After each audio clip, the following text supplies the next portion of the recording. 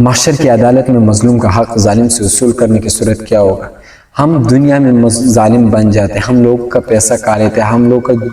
جائیداد وغیرہ قبضہ کر لیتے، گاڑی چھین لیتے، گاڑی لے لیتے، جو سب کچھ جو ظالم بن لیتے، تو قیامت کے دن پھر ہم نے کس طرح ادا کرنا پڑے گا؟ کہ ہم کس طرح دینا پڑے گا ہم کو؟ تو حضرت ابن عباس رضی اللہ تعالیٰ فرماتے ہیں، دیکھ قیامت کے دن آپ کے پاس، میرے پاس، کسی کے پاس دینار، پیسہ، جائیداد وغیرہ کچھ بھی نہیں ہوں گے، ہمارے پاس صرف اپنا ہی عمل ہوگا۔ تو حضرت ابن عباس رضی اللہ عنہ فرماتے ہیں کہ محشر جب لگ جائے گا تو سب لوگ اپنے اپنے مقدمات جو ہوتے ہیں اللہ رب العزت کے سامنے پیش کریں گے، تو اللہ رب العزت ظالم سے مظلوم کا حق دلوائیں گے، جو مسلمان ہو، کافر ہو، جو بھی ہو، اس کو اپنا حق جو ہے نا دلوائیں گے۔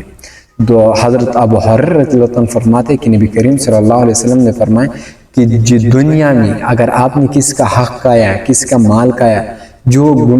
ظالم بنے، اگر آپ نے کوئی ظلم کیا تو آپ کو چاہیے کہ اس بندے سے جو ہے آپ معافی مانگے، اس بندے سے جو ہے اگر آپ نے پیسے چرائے، پیسہ کھایا، تو آپ کو چاہیے کہ دنیا میں اس سے معافی مانگے اور آپ ادا کریں، کیونکہ قیامت کے دن پھر آپ کے پاس دینار، پیسہ جو بھی ہو آپ کے پاس نہیں ہوگا، ادھر آپ کے پاس صرف عمل ہوگا۔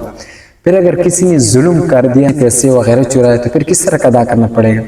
تو پھر اگر آپ کے پاس عمل ہے، جو نیک عمل وغیرہ ہے، پھر اگر آپ کے پاس ہوئی ہے تو پھر وہ مظلوم کو دیا جائے گا، جو ظلم کر رہے اس کے پاس جو عمل ہے، نیک ہے، وہ مظلوم کو دیا جائے گا۔ اگر اس کے پاس، مظلوم کے پاس ظالم ہے اور ظالم کے پاس نیک عمل وغیرہ نیک ہے نہیں، تو پھر جو مظلوم ہے اس کا جتنی گناہی ہے تو وہ بھی پھر ظالم کے اوپر ڈال دیا جائے گا، وہ ظالم دیا جائے گا، اور ظالم جو ہے نا اس کا گناہ ظالم کو ملے گا۔ تو اس وجہ سے جو صحیح بخاری شریف اور صحیح مسلم میں بھی آتے، نبی کریم صلی اللہ علیہ وسلم نے فرمایا کہ مفلس، صحابہ سے عرض کیا کہ آپ لوگ کو معلوم ہے مفلس بندہ کون ہے؟ صحابہ نے عرض کیا یا رسول اللہ صلی اللہ علیہ وسلم، ہم تو مفلس بندہ اس کو سمجھتے ہیں جس کے پاس نقد سامان نہ ہو، ذریت کا سامان نہ ہو۔ آپ صلی اللہ علیہ وسلم نے فرمایا کہ اصلی اور حقیقی مفلس میری امت میں سے وہ ہے جو قیامت میں بہت سے اعمال، نماز، ذکر، اذکار، زکوٰۃ، حج وغیرہ سب کچھ لے کر آئے ہوں گے، نیکی ان لوگوں کے پاس ہوں گے، مگر اس نے دنیا میں کسی کا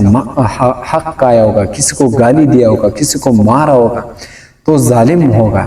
ظلم کیا ہوگا، تو جو ہے نا جتنی اعمال اس نے کیا ہے، نیکی اس کے پاس ہے، تو مظلوم کو دیا جائے گا، اور وہی بندہ ایسے ہی رہ جائے گا۔ تو مفلس بندہ وہی ہے، تو جتنے اعمال اس نے عمل کیا تو جو ہے نا ظالم ہے، اور اس نے نیک عمل کیا تو پھر وہ مظلوم، جس کے اوپر ظلم کیا تو مظلوم کو دیا جائے گا۔ تو اس وجہ سے نبی کریم صلی اللہ علیہ وسلم نے فرمایا اگر آپ نے کسی کا حق کھایا،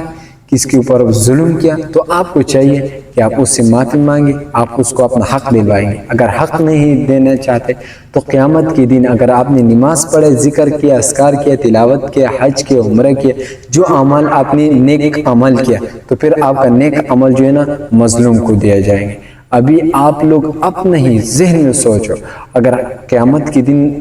دینار، پیسے وغیرہ تو پھر ہمارے پاس ہوں گے نہیں، ہمارے پاس صرف اپنا ہی عمل ہوگا۔ اگر ہم اپنا عمل